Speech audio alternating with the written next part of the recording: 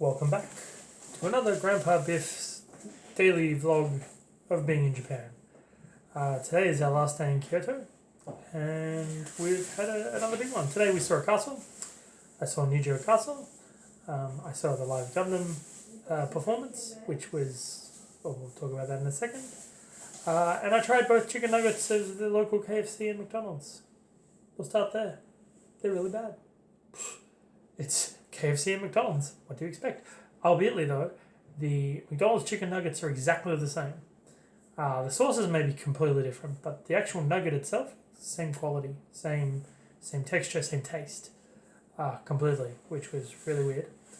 The KFC ones, they were different. Apparently, the chicken is different here, which isn't a bad thing. It was just chicken nuggets. It's not the greatest thing in the world. But, I thought I'd mention that because it was an interesting thought.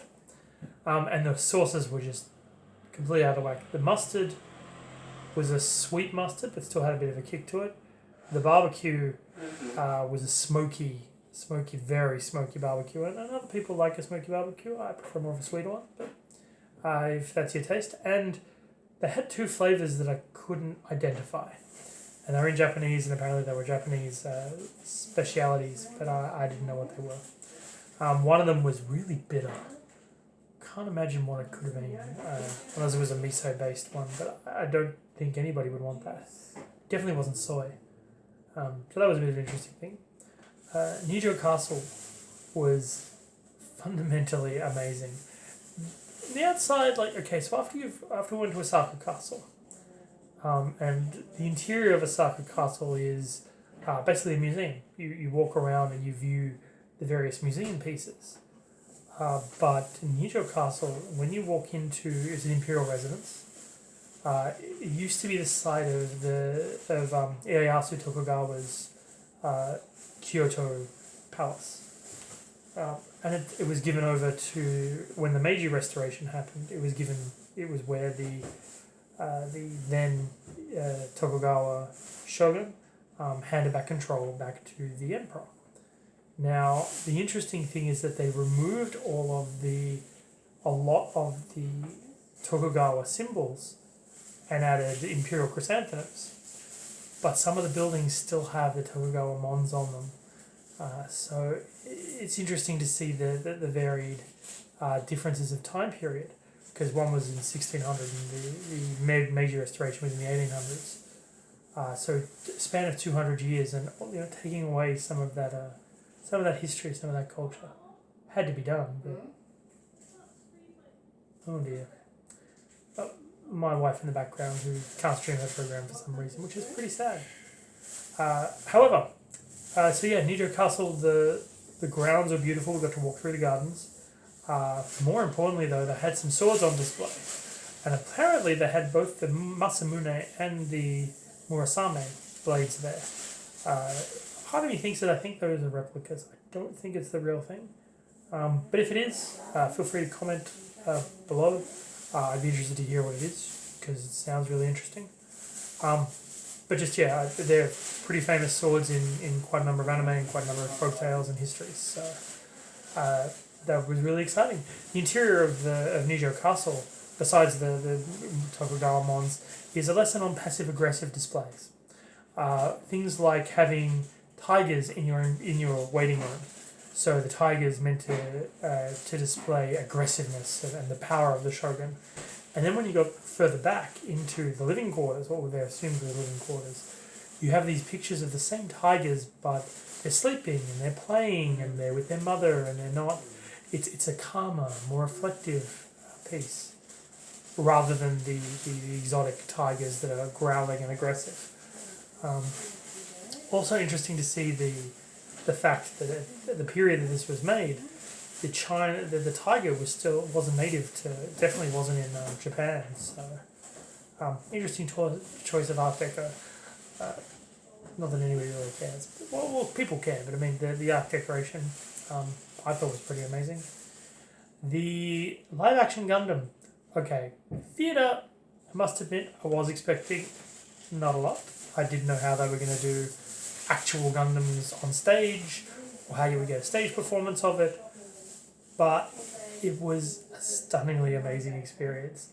Okay, costuming, pretty much on the level of a cosplay. Not even particularly good cosplays. However, that being said, the acting performances was amazing. You got lots of visual expressions, the dialogue, the amazing thing. Oh, I didn't understand the dialogue, by the way. It was all in Japanese, and I don't understand Japanese. I understand a word here and there, a few words here and there, but I don't understand it. But being an avid fan of Gundam and having watched Double O, and it was only just the first season, I knew what they were talking about and the scenes that they were showing, because of my knowledge of the series. My wife, who understands Japanese but doesn't understand, hasn't seen it, was being able to understand and take it in a different manner. Really amazing show. They had cockpits, so they had mobile cockpits where they would have the proper dials where they would be moving to signify how the Gundams were moving. When they actually had fights, they had lights showing and going different places, and they had weapons. So they actually had the physical representation of the weapons when they were fighting in melee combat and they were moving around the stage. Big props to the stagehands who were moving them around everywhere. It was really well done. I was really blown away with the level of theatre production, as opposed to, say, you might be expecting a lot of CGI or a lot of effects. They just use a lot of basic stagecraft, which made it really amazing. Like, it made something worthwhile and something that I definitely would like to own if I can get it back to Australia. They are releasing it on DVD and Blu-ray here, but whether it makes it back to Australia will be a different story. And we'll see how that goes. Although I must admit, had a good experience with the cinema people. We had to pick it up like over an hour in advance. So having people in the cinema, the staff there being able to help me actually get those tickets that we'd reserved, given my very, very limited vocab, was very good. There was the Aeon Cinema, if anybody cares. We're in this giant Aeon Mall, which is 5 stories. A 5-story mall. And it was huge. There were lots of different things that you could do, and there was a card store. Again, went to another card store. You'll hear a lot about card stores as I travel to places, because it's what I do for a living, and I'm always looking for a bargain, especially because I can bring stuff home, especially if it's exclusive here. However, the card store here, like the one I found yesterday, the prices were just way too expensive. Even the prices for cards that are specifically in Japanese, checked a lot of websites, checked a lot of different things, are definitely higher than you can find them elsewhere in the country. So I guess it's probably to do with a lack of competition. If you have a lack of competition, you're able to have higher prices, which is worse off for the consumer, reasonable for the store owners. Interesting things. Tomorrow, we're headed to Takayama. So there'll be a lot of leaving and packing and stuff like that. So I don't expect a reasonably verbose one for tomorrow. I'm pretty wrecked now. I'm going to head off to bed very shortly. But I thought I'd keep you updated.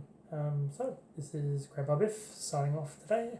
And I hope wherever and whenever you're watching this, you're having a great time. See you then.